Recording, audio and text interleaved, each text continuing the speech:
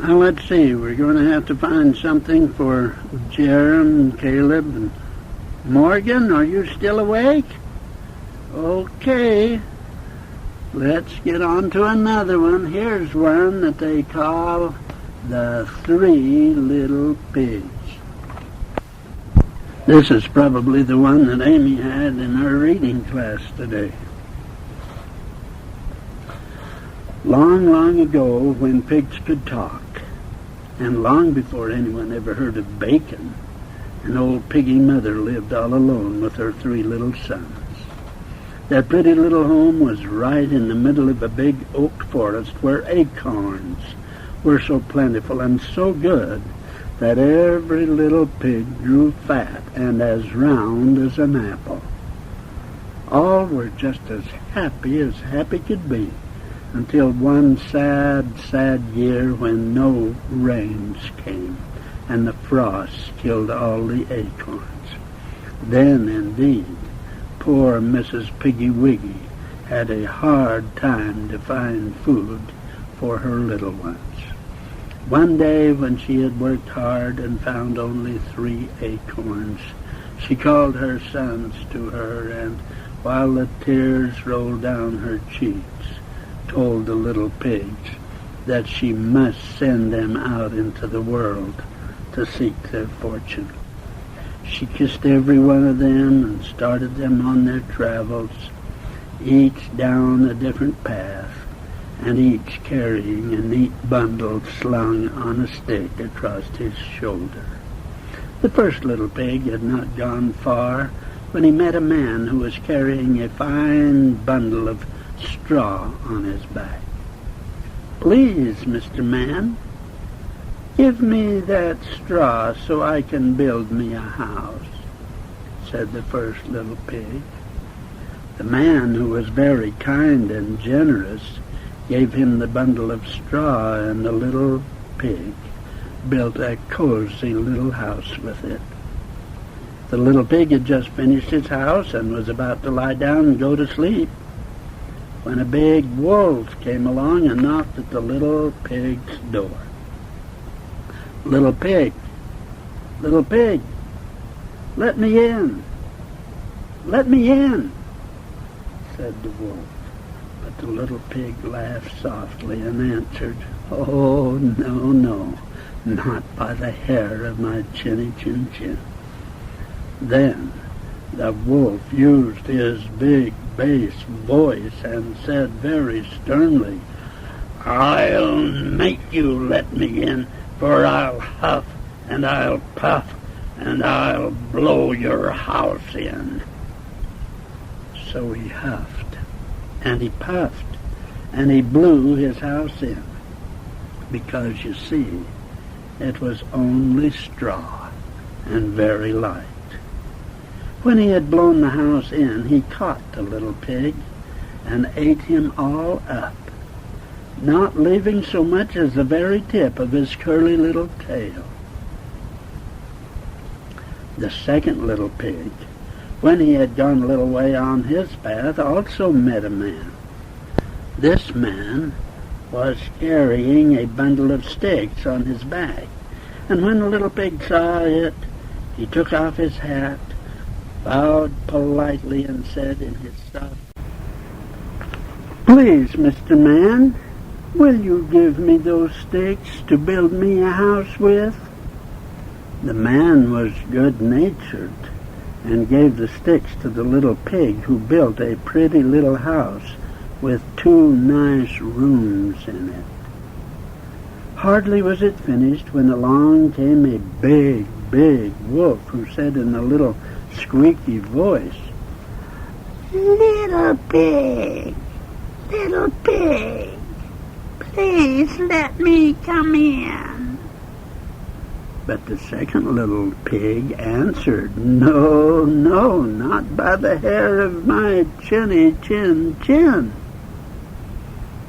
"Then I'll huff and I'll puff and I'll blow your house in," roared the big wolf in his heavy bass voice.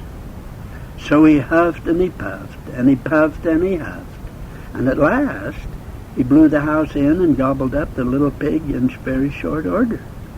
That's what happened to the second little pig. But the third little pig met a man carrying on his back a load of bricks and mortar.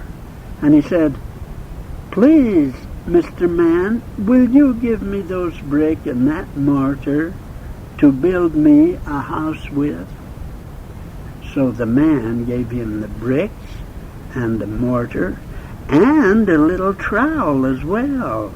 And the little pig set to work to build his house. He worked all day, and at night he had a little house built.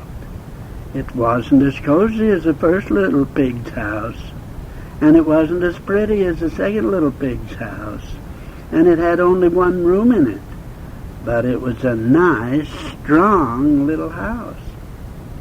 Hardly had he finished it when along came the wolf, just as he had come to the other little pigs. "I've come to call on you," said the wolf. "Let me in, little pig. Let me in." But the little pig smiled to himself as he said, "No, no, not by the hair of my chinny chin chin." "Then," said the wolf, "I'll huff and I'll puff and I'll blow your house in." Well, he huffed and he puffed and he puffed and he huffed and he huffed and he puffed, but no matter how hard he huffed or how loud he puffed, he could not blow the house in. At last he had no breath left to huff and puff with. So he sat down outside the little pig's house and thought it over. Presently he called out, "Little pig, I know where there is a nice field of turnips." "Where?" said the little pig. "Behind a farmer's house, 3 fields away. And if you will be ready tomorrow morning, I will call for you and we will go together and get some breakfast." "Very well," said the little pig. "I will be sure to be ready.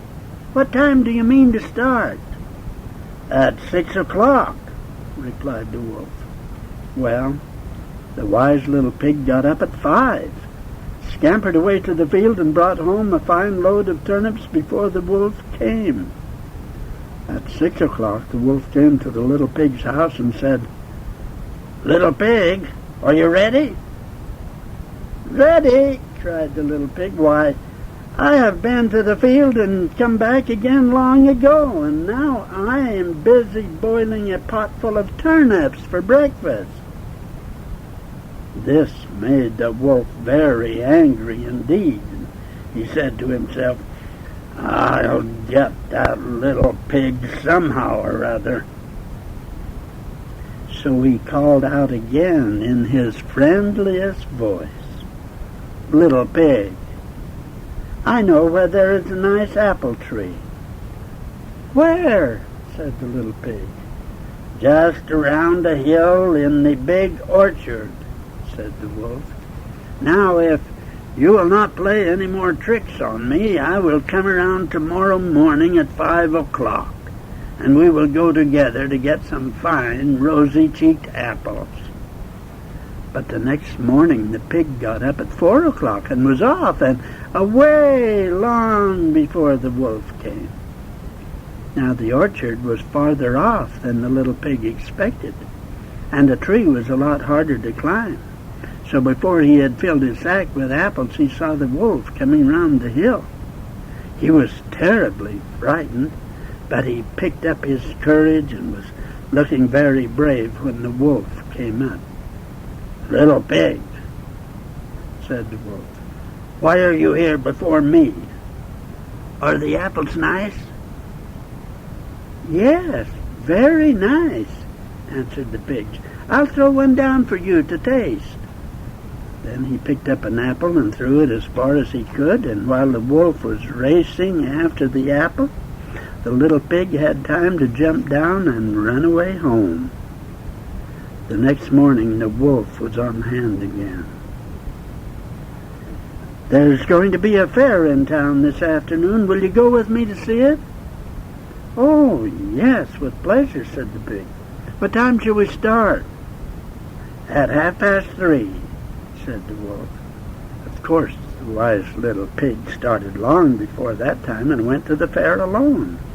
After he had looked at all the pretty things, he bought a fine, large butter churn, and laying it over his shoulder, trotted merrily toward home. He had not gone far when he saw the wolf coming up the hill. The little pig was so frightened that he did not know what to do, but he crawled into the churn to hide. This started the churn to rolling, and down the hill it went, right toward the wolf. The churn rolled over and over, bumping on the stones, and the little pig squeaked as though he would split his throat. The wolf could not think what the noisy round thing was, coming straight down the hill toward him. So he turned tail and ran away home in a fright without ever going to the fair at all. The next morning he went to the pig's house and told him how frightened he had been by a large, round, noisy thing that came down the hill straight at him. "Ha ha ha ha ha!" laughed the pig. "So I frightened you, did I? That was a churn I'd bought at the fair, and I was inside it rolling down the hill to frighten you." This made the wolf so angry that he vowed he would eat the pig and that nothing should stop him. So he climbed up on the roof and jumped down the chimney. But the wise little pig was ready for him, for he had built a big fire and hung a great kettle of water over it right under the chimney. When the pig heard the wolf coming, he took the cover off the kettle, and down fell the wolf right into it. Before he could crawl out, the little pig popped the lid back on again, and in a trice he had the wolf boiling. That night the little pig had boiled wolf for supper. So he lived in his brick and mortar house till he grew too big for it, and never was he troubled by a wolf again. And so, what would you think, Chelsea and Megan, of some wolf soup for supper? Okay. You'll get your own, can ya?